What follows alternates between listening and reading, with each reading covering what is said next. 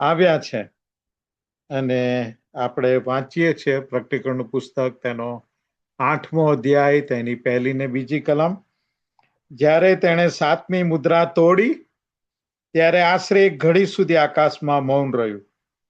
અને દેવની આગળ ઉભા રહેનારા 7 દૂતોને મેં જોયા, કે છે 7 દૂતોને મેં જોયા. તેઓને 7 રણશીંગડા આપવામાં આવ્યા હતા. અને આપણે જોઈએ છીએ કે ઈશ્વરના રાજ્યાસન સમક્ષ ઉભા રહેલા દૂતો આકાશની અંદર, તેઓની પાસે 7 રણશીંગડા છે. અને તેઓ રણશીંગડા એ વગાડે છે.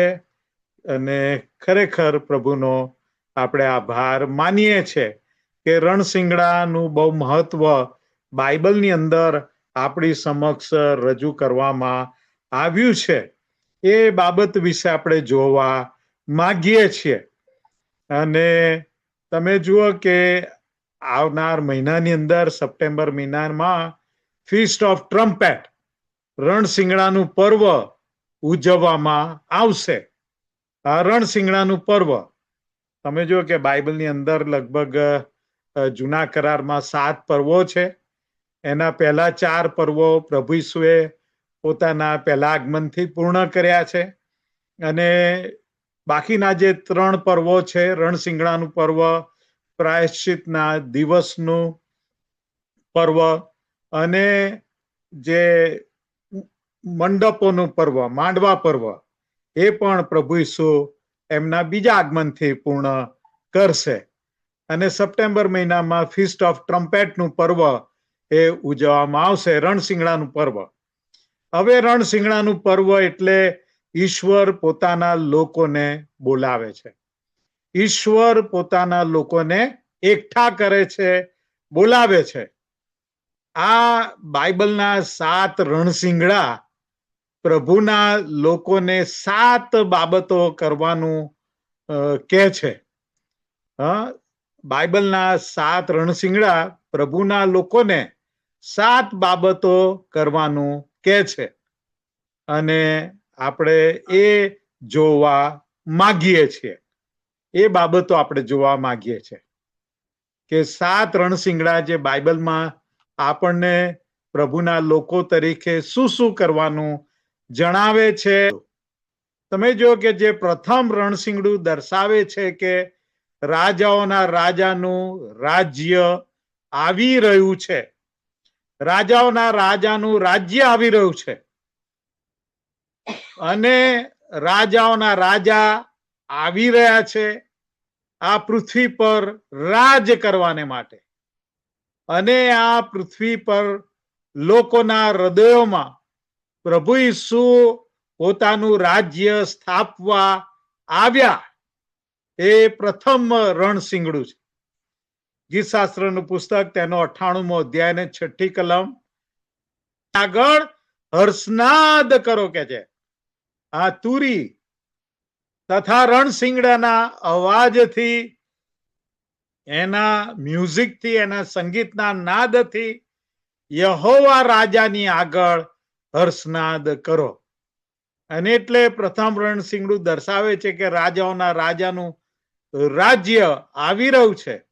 અને આ પૃથ્વી પર લોકોના હૃદયોમાં પ્રભુ ઈસુ પોતાનું રાજ્ય સ્થાપવા આવ્યા.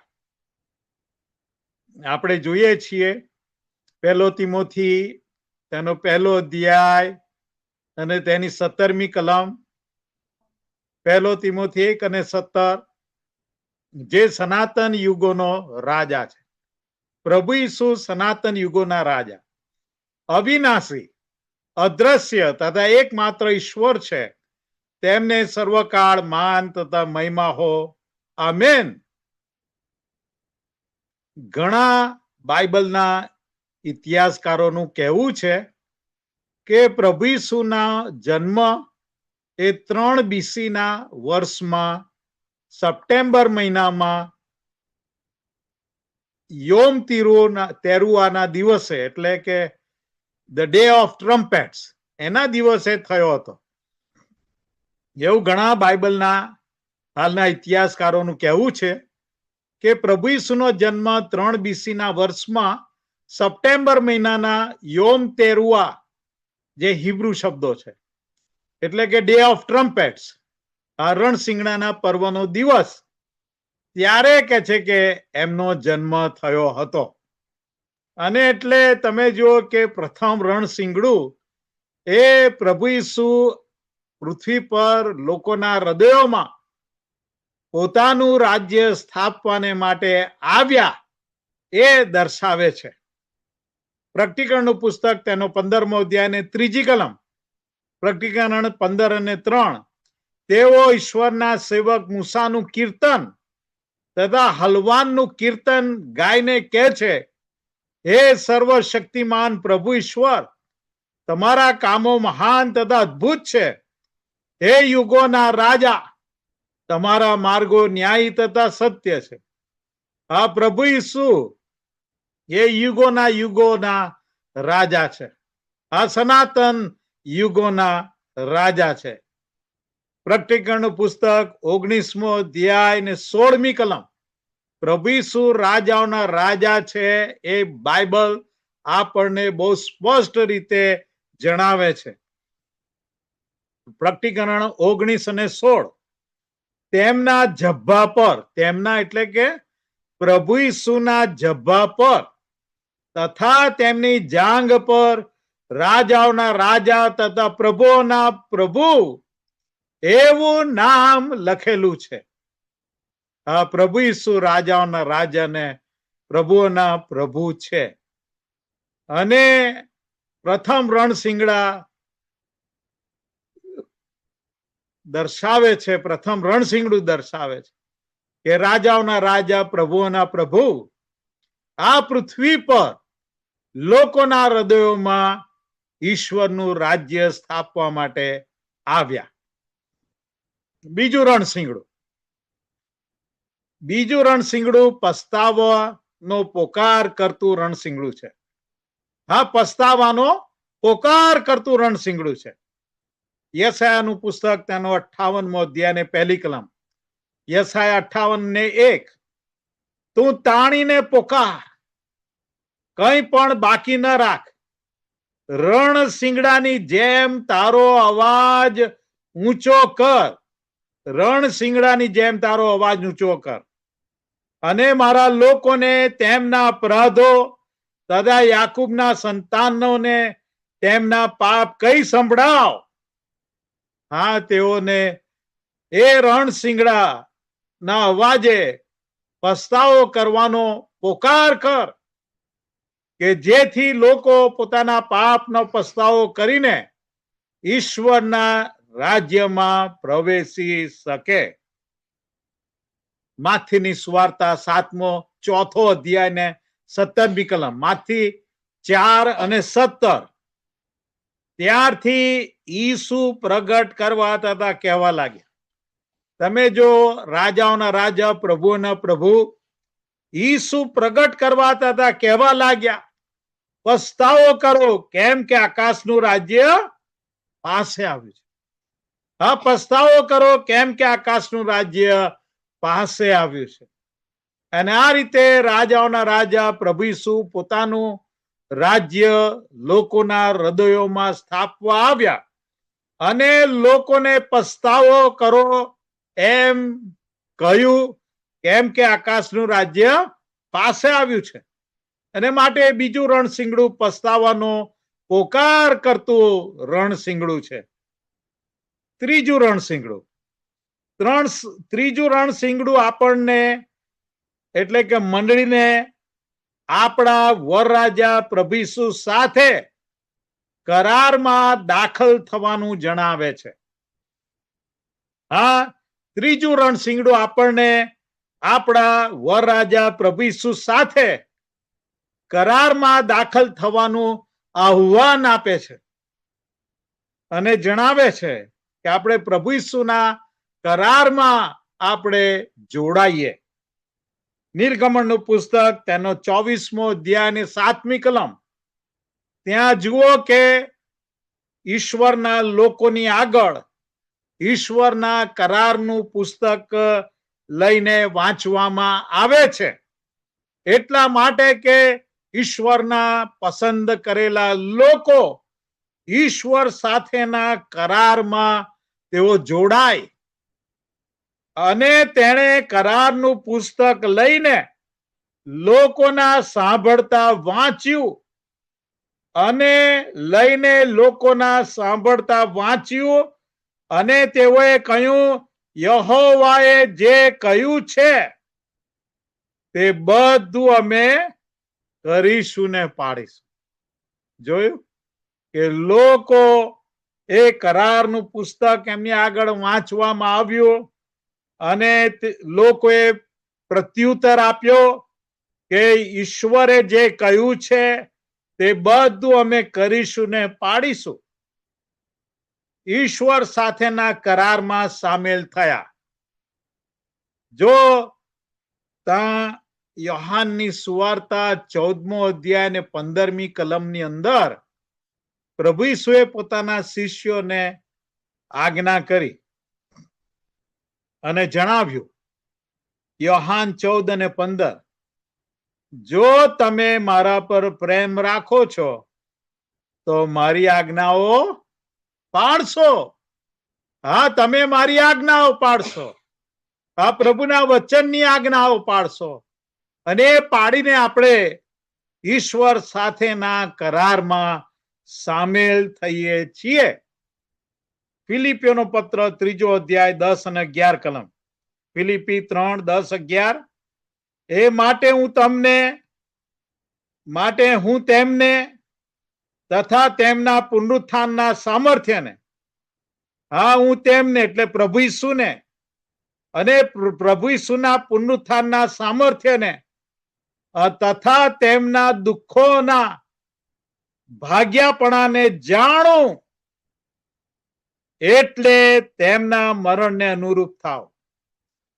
પ્રભુ ઈસુ સાથેના એ કરારની અંદર આપણે જોડાઈએ.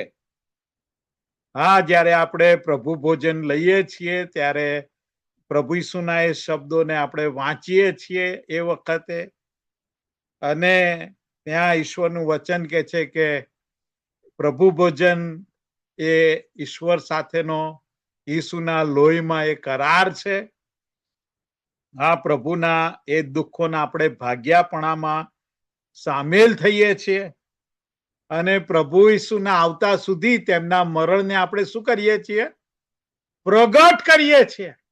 એમના વધસ્તંભના એ બલિદાનને પ્રગટ કરીએ છીએ કે જે બલિદાન દ્વારા મારું ને તમારું તારણ થયું, ઉદ્ધાર થયો અને આપણને પાપોની માફીને નવું જીવન આપવામાં આવે.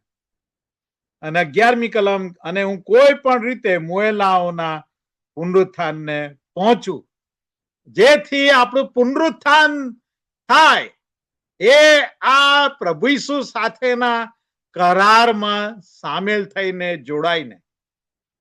ત્યાં 12મી કલમથી, ફિલિપી 3:12મી કલમથી આગળ વાંચીએ. પણ જેને માટે ખ્રિસ્ત ઈસુએ મને પકડી લીધો. તમે જો કે પ્રભુ ઈસુ સાથેના કરારને માટે આપણને પકડી લેવામાં આવ્યા છે, પસંદ કરવામાં આવ્યા છે. તેને હું પકડી લઉં કે છે. અહીંયા આપણે કરાર જોઈએ છે, પ્રભુ ઈસુ સાથેનો અને આપણી સાથેનો, પ્રભુ ઈસુને આપણી વચ્ચેનો, પ્રભુ ઈસુને મંડળી વચ્ચેનો. તેને હું પકડી લઉં માટે હું આગળ ધસું છું, આગળ વધુ છું. ભાઈઓ, મેં પકડી લીધું છે એમ ગણતો નથી, પણ એક કામ કરું છું, એટલે જે પછવાડે છે તેને વિસરીને, જે જૂનું જીવન છે, પાપનું જીવન છે, એને મૂકી દઈને અને જે આગળ છે તેની તરફ વધીને, તેની તરફ ધાઈને 14મી કલમ, ખ્રિસ્ત ઈસુમાં ઈશ્વરના સ્વર્ગીય આમંત્રણના ઇનામને વાસ્તે નિશાની ભણી આગળ ધસું છું, આગળ વધું છું. તમે જુઓ કે આપણો મસીહા સાથેનો આત્મિક કરાર, તેમાં આપણે પ્રવેશીને, એ આત્માનો કરાર છે. એ આત્મિક કરાર, આત્માનો કરાર, એમાં આપણે પ્રવેશીએ છીએ. અને ત્યાં 16મી કલમ ક્યાં છે, તો પણ જે ધોરણ સુધી આપણે પહોંચ્યા છીએ, જે આત્મિક ધોરણ સુધી આપણે પહોંચ્યા છીએ, તે ધોરણ પ્રમાણે આપણે ચાલીએ. તમે જુઓ કે જ્યારે જ્યારે લગ્ન થાય છે, ત્યારે લગ્નમાં વર અને કન્યા એકબીજાની સાથે કરાર કરે છે. હા, એમને કરારથી જોડવામાં આવે છે. અને એ જ રીતે હું ને તમે મંડળીના બિલીવર્સ, વિશ્વાસીઓ તરીકે આપણા વર રાજા પ્રભુ ઈસુ સાથે કરારમાં જોડાઈએ છીએ. અને એ રીતે આપણે પ્રભુને વળગી રહેવાનું છે. તે જ્યારે લેવા માટે આપણને આવશે, ત્યારે આપણે તેમની સાથે જવા તૈયાર રહેવાનું છે. કારણ કે આપણે તેમની સાથે કરારમાં જોડાયેલા છીએ, કરારમાં દાખલ થયેલા છીએ, કરારમાં આપણે સામેલ થયેલા છે. અને એટલા માટે આપણે આતુરતાથી રાહ જોઈએ છે કે આપણો વાલો પ્રભુ ઈસુ પોતાની કન્યાને લેવાને માટે, પોતાના વિશ્વાસીઓને લેવાને માટે, કારણ કે તેઓ તેમની સાથે કરારમાં જોડાયેલા છે અને આપણે તેમની સાથે જવાને માટે તૈયાર રહેવાનું છે. અને એટલા માટે ત્રીજું રણશીંગડું, એ તો આપણા પ્રભુ ઈસુ સાથેનો આપણો કરાર સધાયેલો છે. એ બાબત આપણે સમજવાની જરૂર છે. ચોથું રણશીંગડું, ચોથું રણશીંગડું એ સુવાર્તા પ્રગટ કરવાના રણશીંગડાનો નાદ છે. આ ચોથું રણશીંગડું એ સુવાર્તા પ્રગટ કરવાના રણશીંગડાનો અવાજ છે, નાદ છે, પોકાર છે. જ્યારે આપણે આપણા રાજાને આવવાની વાટ જોઈએ છીએ, ત્યારે આપણે પ્રભુની સુવાર્તા જાહેર કરવાની છે. આપણે આપણા રાજાઓના રાજા, પ્રભુના પ્રભુની આવવાની વાટ જોતા બેઠા છીએ. ત્યારે આપણે ખાલી બેસી રહેવાનું નથી, પણ એ દરમિયાન આપણે પ્રભુ ઈસુની સુવાર્તા પ્રગટ કરવાની છે, જાહેર કરવાની છે. આપણે સુવાર્તાનું રણશીંગડું વગાડીએ છીએ. આ મંડળી સુવાર્તાનું રણશીંગડું વગાડે છે. સુવાર્તા આપણે બીજાને આપવાની છે અને આપણે આપીએ છીએ. અને માટે માથીની સુવાર્તા 10મો અધ્યાય અને 27મી કલમ, માથી 10 અને 27મી કલમમાં પ્રભુ ઈસુએ શિષ્યોને શું આજ્ઞા કરી? માથી 10 અને 27, હું તમને અંધારામાં જે કહું, શું કે છે? હું તમને અંધારામાં જે કહું તે તમે અજવાળામાં કહો કે છે. હા, અજવાળામાં કહો. એ સુવાર્તા જાહેર કરો, સુવાર્તા પ્રગટ કરો, તે તમે અજવાળામાં કહો. ને તમે કાને જે સાંભળો છો તે ધાબાઓ પરથી પ્રગટ કરો. આ ધાબાઓ પરથી બી પ્રગટ કરો. હા, તમે જોરથી એને પ્રગટ કરો કે આખી પૃથ્વીના, આખા વિશ્વના લોકો એ સાંભળીને, પસ્તાવો કરીને, સુવાર્તાનો અંગીકાર કરીને, પ્રભુ ઈસુનો અંગીકાર કરીને, પ્રભુ ઈસુના પુનરુત્થાનમાં વિશ્વાસ કરીને તેઓ ઈશ્વરના રાજ્યમાં પ્રવેશ કરે. હા, તેઓ તારણ પામે. માથીની સુવાર્તા 28મો અધ્યાય 19 ને 20 કલમ, માથી 28, 19 ને 20, એ માટે તમે જઈને સર્વ દેશનાઓને, એટલે બધા જ દેશોના લોકોને, આ પૃથ્વી પર જેટલા દેશો છે, આ યુએનઓ ની અંદર 153 દેશો છે. હા, એનાથી વધારે દેશો હોય એવું મારું માનવું છે. હા, એ માટે તમે જઈને સર્વ દેશનાઓને, આખી દુનિયાના બધા જ દેશોના લોકોને શું કરો? શિષ્ય કરો કે શિષ્ય કરો. પિતા, પુત્ર અને પવિત્ર આત્માને નામે તેઓને બાપ્તિસ્મા આપતા જાઓ. મેં તમને જે જે આજ્ઞા કરી છે તે સર્વ પાળવાનું તેઓને શીખવતા જાઓ. અને જુઓ, જગતના અંત સુધી હું સર્વકાળ તમારી સાથે છું. જુઓ, જગતના અંત સુધી હું તમારી સાથે છું. આ ચોથું રણશીંગડું એ સુવાર્તા પ્રગટ કરવાનું રણશીંગડું છે. અને આપણે જઈને સર્વ દેશનાઓને એ રણશીંગડું સાંભળીને શિષ્યો કરવાના છે. લોકોના ખોવાયેલા આત્માઓને જીતવાના છે, બચાવવાના છે અને ઈશ્વરના રાજ્યમાં તેઓને લાવવાના છે. અને પ્રભુએ જે જે આજ્ઞા કરી તે તેઓને સર્વને પાળવાનું શીખવતા જવાનું આપણું કાર્ય છે. પાંચમું રણશીંગડું. આ પાંચમું રણશીંગડું ઈશ્વરના મંદિરની યાદ કરાવે છે. આ પાંચમું રણશીંગડું ઈશ્વરના મંદિરની યાદ કરાવે છે. રણશીંગડાનો અવાજ આપણને ઈશ્વરની હાજરીનું ભાન કરાવે છે. આ ઈશ્વરની હાજરીનું ભાન કરાવે છે. પહેલો કાળુતાન 15મો અધ્યાય ને 24મી કલમ. પહેલો કાળુતાન 15મો અધ્યાય ને 24મી કલમ.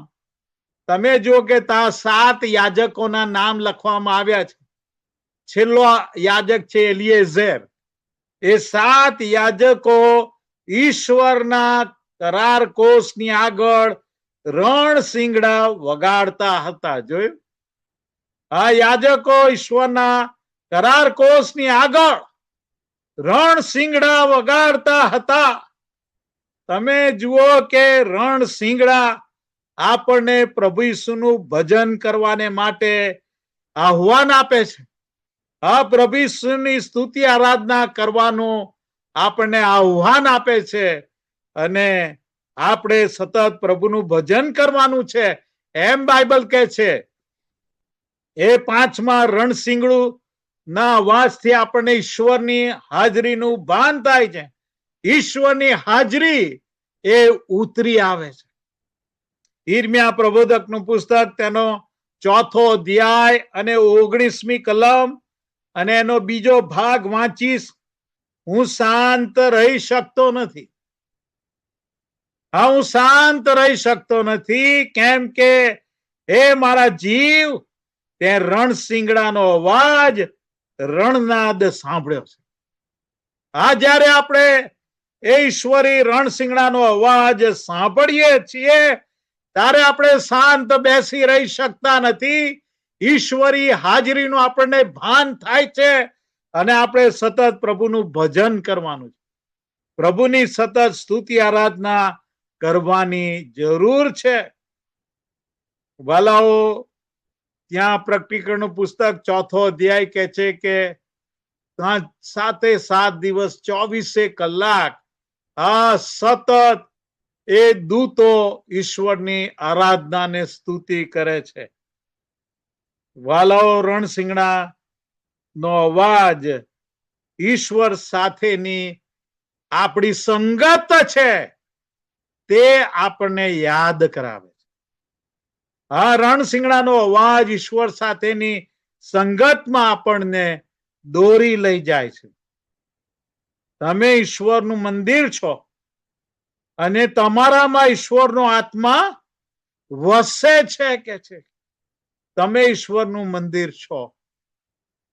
હા, 1 કોરિન્થી 3જો અધ્યાય ને 16મી કલમ આપણને કહે છે. 1 કોરિન્થી 3:16 તમે ઈશ્વરનું મંદિર છો અને તમારામાં ઈશ્વરનો આત્મા એટલે કે પવિત્ર આત્મા દેવ વસે છે. એ શું તમે જાણતા નથી કે? અને એટલા માટે પાંચમું રણશીંગડું આપણને ઈશ્વરની હાજરીનું ભાન કરાવે છે. ઈશ્વરની હાજરીમાં આપણે પ્રવેશવાનું છે. ઈશ્વર સાથેની ગાઢ સંગતમાં આપણે આવવાનું છે અને ઈશ્વરની સતત સ્તુતિ આરાધના અને તેમનું ભજન કરવાનું છે. 2 કોરિન્થી 6 અધ્યાય 16 ને 17 કલમ. બીજું કોરિન્થી 6 અધ્યાય 16 ને 17 કલમ. કેમ કે જેમ ઈશ્વરે કહ્યું છે, હું તેઓમાં રહીશ, હું તેઓમાં રહીશ તથા તેઓની સાથે ચાલીશ. પવિત્ર આત્મા દેવ આપણામાં વાસ કરે, આપણામાં વસે, આપણી સાથે ચાલે.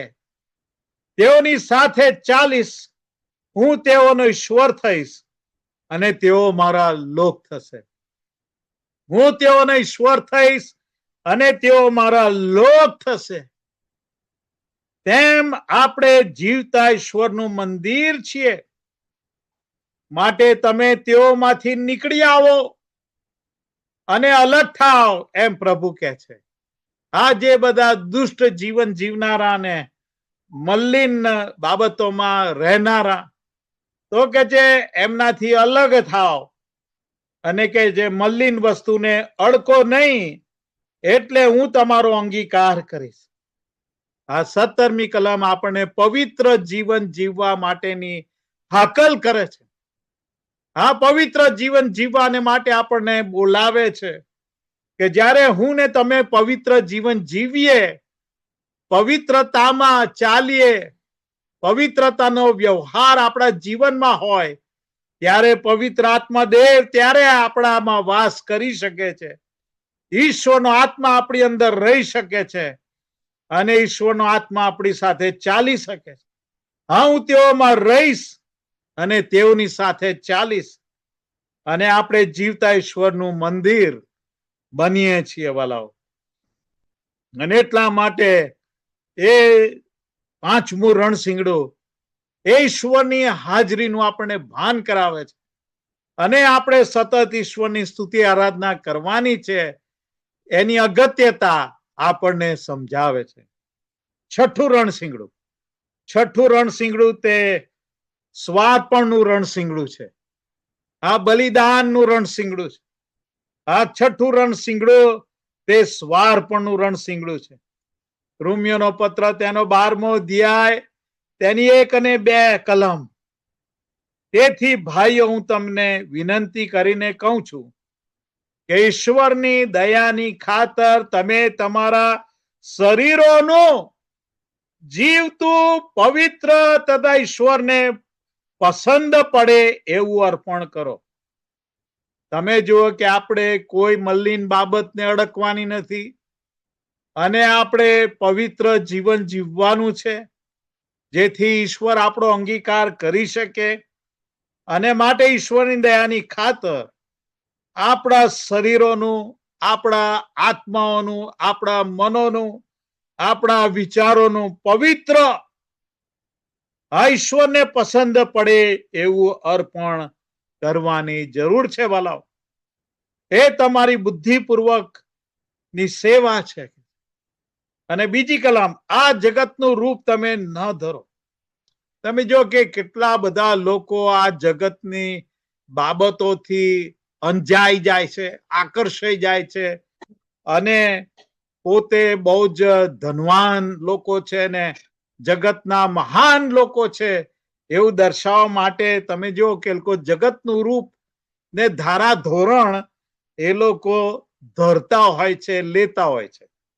ઘણા વિશ્વાસીઓ એમાં તણાઈ જતા હોય છે, ખેંચાઈ જતા હોય છે, કારણ કે એમને આ પવિત્ર જીવન જીવવાની બાબતની સમજ જ નથી, સમજણ જ નથી. પણ બાઇબલ આપણને ચોખ્ખું કહે છે કે આ જગતનું રૂપ તમે ન ધરો કે છે, પણ તમારા મનથી નવીનતાને યોગે હા નવા થતા જાઓ. એ જૂની જગતની બાબતો, જૂના જીવનની બાબતો છોડી દો. આપણે જગતના સ્ટેટસ પ્રમાણે નથી જીવવાનું. આપણે તો આપણું સ્પિરિચ્યુઅલ સ્ટેટસ એ સાચવવાનું છે અને આત્મિક સ્ટેટસ પ્રમાણે પ્રભુ સાથેની એ પવિત્ર આત્મા સાથેની આપણી જે ચાલ છે એ પવિત્ર ચાલમાં ચાલવાનું છે. હા, તમે પૂર્ણ રીતે રૂપાંતર પામો. શું કહે છે? પૂરી રીતે રૂપાંતર પામો. અડધું પડધું રૂપાંતર નહીં. તમે નવો જન્મ પામ્યા, તમારું બદલાણ થયું, તો પછી અડધા પડધા બદલાણમાં રહેશો નહીં. તમારો એક પગ દૂધમાં અને એક પગ દહીંમાં રાખો તો એ ના ચાલે, રાઈટ? હા, એક પગ તમે મંડળીમાં અને એક પગ જગતમાં. હા, તમે પૂર્ણ રીતે રૂપાંતર પામો, જેથી ઈશ્વરની સારી તથા માન્ય તથા સંપૂર્ણ ઈચ્છા સી છે તે તમે પારખી શકો.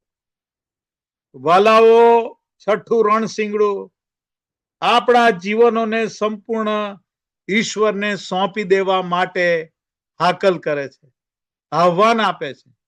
આપણે એ સ્વાર્પણ ભર્યું પ્રભુને સોંપાયેલું જીવન જીવવા માટે આપણને એ છઠ્ઠું રણશીંગડું બોલાવે છે. વાલાઓ, આ જગતની સાથે આપણે મૈત્રી ના રાખીએ.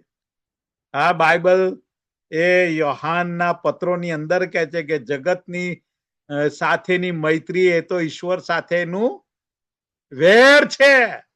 ઈશ્વર સાથેનું વેર છે. અને એટલે ઈશ્વર સાથેના વેરમાં ના ચાલીએ. પવિત્ર આત્મા દેવ ખિન્ન થાય છે, દુઃખી થાય છે વાલા. અને એટલા માટે ગલાતી 2:20 કહે છે, ગલાતી 2:20, હું ખ્રિસ્તની સાથે વધસ્તંભે જડાયો. વાલાઓ, એ આપણી દૈહિક બાબતો, લાલસાની બાબતો, વાસનાની બાબતો, જગતના આકર્ષણો એ વધસ્તંભે જડી દઈએ, એનો નકાર કરીએ. હા, હું ખ્રિસ્તની સાથે વધસ્તંભે જડાયો, પરંતુ હું જીવું છું. હા, આપણે હવે આત્મામાં જીવીએ છીએ, પવિત્ર આત્માની સહાયથી જીવીએ છીએ, પવિત્ર જીવન જીવીએ છીએ, આપણે આત્મિક જીવન જીવીએ છીએ. આ પ્રભુમય જીવન આપણે જીવવાનું છે બાળક. તો પણ હવેથી હું નહીં, પણ મારામાં ખ્રિસ્ત જીવે છે. આ પ્રભુ ઈસુ મારામાં જીવી શકે માટે મેં દૈહિક બાબતો, પાપની વાસનાની બાબતો વધસ્તંભે જડી દીધી છે. હવે દેહમાં જે મારું જીવન છે તે ઈશ્વરના દીકરા પરના વિશ્વાસથી જ છે. અને એટલા માટે આપણે પ્રભુને સ્વાર્પિત જીવન જીવીએ એવું આપણને એ છઠ્ઠું રણશીંગડું બોલાવે છે, આહ્વાન આપે છે, આજ્ઞા કરે છે. એનો પોકાર આપણને એ બાબત યાદ કરાવે છે. અને માથીની સુવાર્તા 16મો અધ્યાય અને 25મી કલમમાં પ્રભુ ઈસુના આ જબરા શબ્દો છે, સખત શબ્દો છે, એને સાંભળો. માથી 16 અને 25, કેમ કે જે કોઈ પોતાનો જીવ બચાવવા ચાહે તો તે તેને ખોશે કે છે. હા, એ સ્વર્ગના રાજ્યમાં નહીં જાય, પણ જે કોઈ મારે લીધે પોતાનો જીવ ખોશે. આ પ્રભુ ઈસુ માટે જીવ આપી દેવો પડે તો આપવા તૈયાર, પવિત્ર જીવન જીવવાને માટે, પાપની બાબતોને ધિક્કારવાને માટે, એનો તિરસ્કાર કરવાને માટે. જે કોઈ મારે લીધે પોતાનો જીવ ખોશે તે તેને બચાવશે. આ એ સ્વર્ગીય રાજ્યની અંદર પ્રભુના આવતા એમની સાથે જઈ શકશે, નહીં તો નહીં જઈ શકે. અને હવે છેલ્લું રણશીંગડું, સાતમું રણશીંગડું. સાતમું રણશીંગડું પ્રભુના લોકોને ભેગા કરવાનું છે. આ સાતમું રણશીંગડું પ્રભુના લોકોને ભેગા કરવાનું રણશીંગડું છે.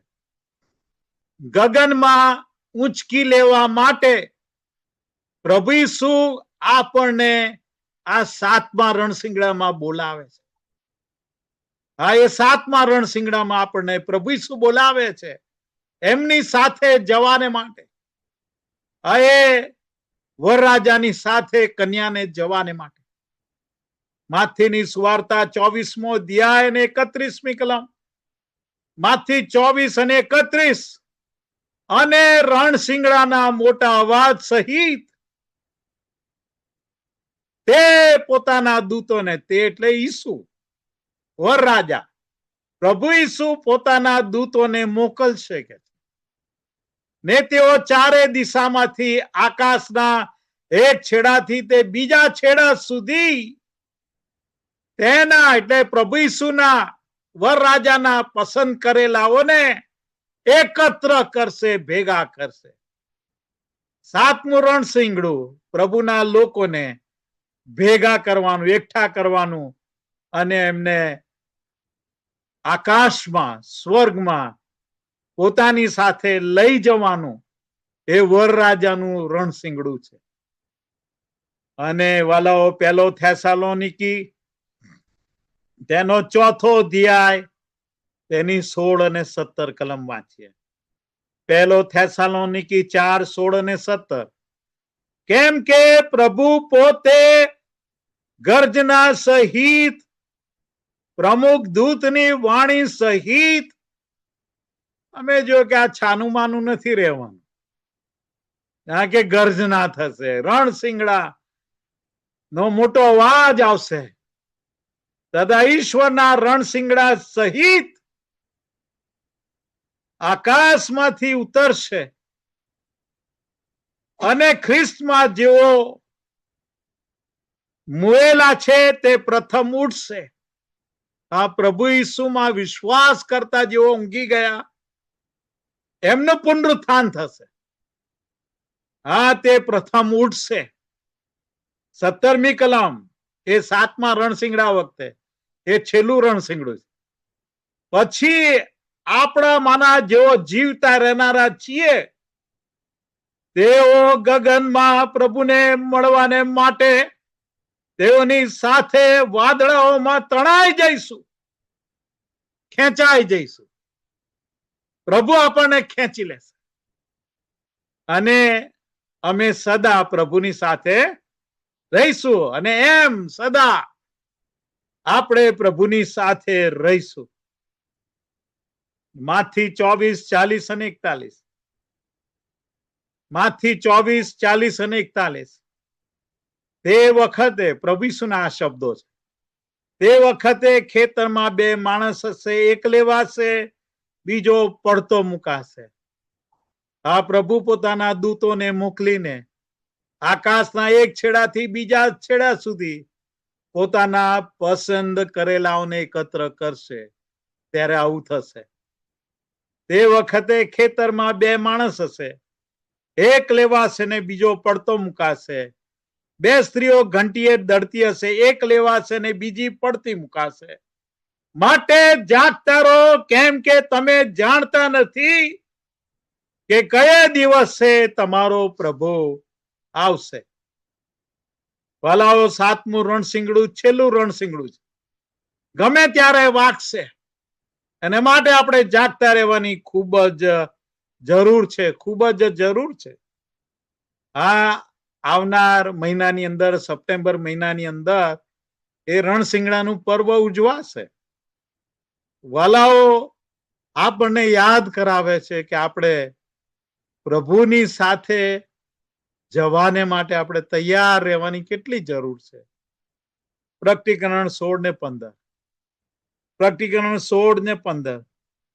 જુઓ, ચોરની જેમ હું આવું છું. આ ચોર ક્યારે આવે કોઈ જાણતું નથી, રાઈટ? જે જાગૃત રહે છે એટલે જાગતા રહેવાનું કે છે.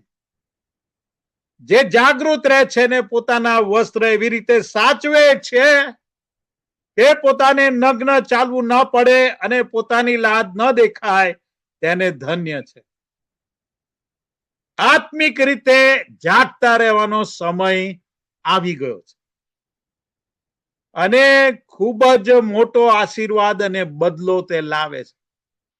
તમે જુઓ કે આત્મિક રીતે જો તમે જાગતા રહેશો તો તમે બ્લેસેડ છો. અંગ્રેજી બાઇબલ આ ધન્ય શબ્દની જગ્યાએ એ બ્લેસેડ શબ્દ વાપરે છે. એટલે કે તમે ખૂબ જ આશીર્વાદિત છો જો આત્મિક રીતે તમે જાગૃત રહો છો, અને તમને તેના માટે ખૂબ જ મોટો આશીર્વાદ અને બદલો મળશે કે તમે વરરાજાની સાથે જવા પામશો. હા, તમારું રૂપાંતર થશે અને આપણે ગગનમાં પ્રભુને મળવાને માટે તેઓની સાથે વાદળામાં તણાઈ જઈશું અને સદા આપણે એમની સાથે પ્રભુ ઈસુની સાથે રહેવાના છીએ. વાલાઓ, સદા આપણે પ્રભુ ઈસુની સાથે રહેવાના છે. એ કેટલો કેટલો બધો આનંદનો અને ઉજવણીનો સમય હશે. હા, પુષ્કળ આનંદનો સમય કે આપણા વાલા વરરાજા પ્રભુ ઈસુની સાથે આપણે સ્વર્ગીય આનંદમાં એમના ઘરે જઈશું. એ આપણે માટે જગ્યા તૈયાર કરવાને માટે ગયા છે. અને 7મા રણશિંગડા વખતે એ છેલ્લા રણશિંગડાના વાગતા જ આપણું રૂપાંતર કરીને અને પ્રભુમાં આપણા વાલાઓ જે ઊંઘી ગયા છે તેઓનું પુનરુત્થાન કરીને આખી જ મંડળીને શરૂઆતથી તે અંત સુધી એ ઉપાડી લેશે અને આપણે બધા સાથે છેક 1લી સદીની મંડળીથી લઈને આજે આ 21મી સદી સુધીની મંડળી સ્વર્ગમાં આપણે બધા જ જઈશું અને આનંદ કરીશું, પ્રભુની સ્તુતિ આરાધના કરીશું, પ્રભુ સાથેની સંગતમાં આપણે આનંદ કરીશું. આવો આપણે પ્રાર્થના કરીએ, આપણી આંખો બંધ કરીએ. વાલાઓ, બાઇબલ આપણને બહુ અજાયબ રીતે એ 7 રણશિંગડા વિશે શીખવી જાય છે. શું આપણે એ 7 રણશિંગડાના નાદને શું આપણે આધીન છીએ? આવો પ્રાર્થના કરો તમારા હૃદયમાં, આંખો બંધ કરો અને પ્રભુના આ રણશિંગડા એ મારે ને તમારે માટે. આ પ્રથમ રણશિંગડું રાજાઓના રાજા, પ્રભુના પ્રભુ, આ પૃથ્વી પરના લોકોના હૃદયોમાં પોતાનું રાજ્ય સ્થાપવા. વાલાઓ, શું પ્રભુ ઈસુનું રાજ્ય મારા ને તમારા હૃદયમાં છે? પ્રાર્થના કરીએ. વાલાઓ, આત્મિક રીતે જાગૃત રહેવાનો બહુ મોટો રિવોર્ડ છે, બહુ મોટો બદલો છે, એમ પ્રભુ કે છે.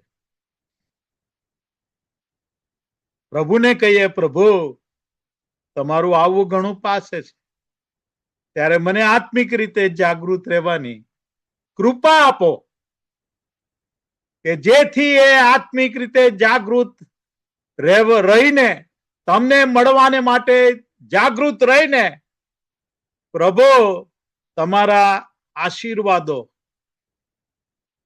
નો પામનાર, હું પામનારી વ્યક્તિ બની રહું માટે મારી સહાય કરો. પ્રભુ, એ આનંદ, એ મોટો આનંદ પ્રભુ સાથે જવાનો એ મારે ગુમાવી નથી દેવો.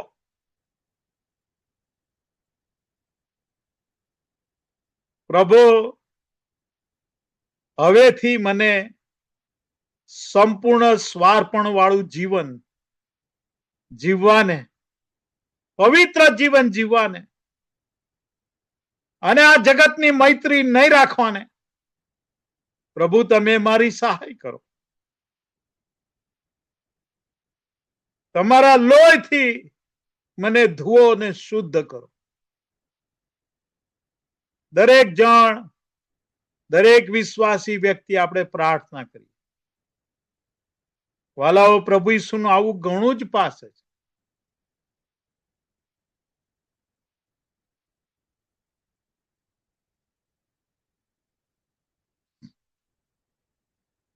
અમારા સર્વશક્તિમાન, અમારા જીવતા પ્રભુ,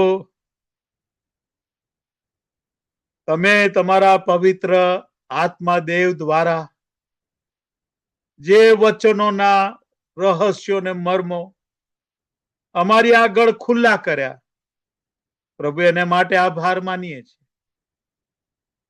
પ્રભુ તમારા સાતે સાત રણસિંગડાના નાદ અમારે માટે આશીર્વાદ રૂપ છે. અને પ્રભુ અમે તો એ સમયમાં આવી ગયા છીએ કે પ્રભુ અમે સંપૂર્ણ સ્વાર્પિત જીવન, અમારા વર રાજાને સંપૂર્ણ સોંપાયેલું જીવન જીવીએ.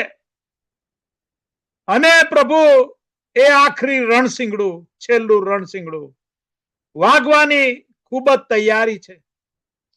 ત્યારે અમે તમને મળવાને માટે આનંદ ભેર પવિત્ર જીવન જીવીને તૈયાર રહીએ.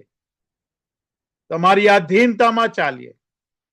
તમારી સાથેના એ કરારનું રણસિંગડું, એ બીજું રણસિંગડું, એ ત્રીજું રણસિંગડું, એની આધીનતામાં ચાલીએ માટે અમારી સહાય. પ્રભુ અમે બધા તમારા હાથોમાં સોંપાઈએ. હોસાના પ્રેયર લાઈનમાં અમારી સાથે જોડાયેલા બધા જ ભાઈ બહેનોને તમારો પુષ્કળ આશીર્વાદ આપજો. ઇન્દુબેનને, તૃપ્તિબેનને પણ તમારો આશીર્વાદ આપજો. અને આમ સર્વ પ્રભુ તમારી સાથેની સંગતમાં આગળ વધીએ.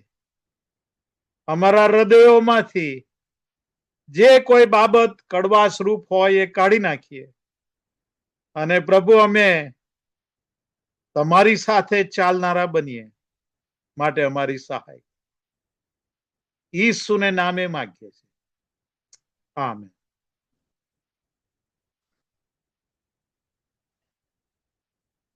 થેન્ક યુ વેરી મચ સાહેબ. તમે ટાઈમ કાઢીને પણ આજે બહુ સુંદર તમે સંદેશો આપ્યા. પવિત્ર આત્માથી ભરપૂર થઈને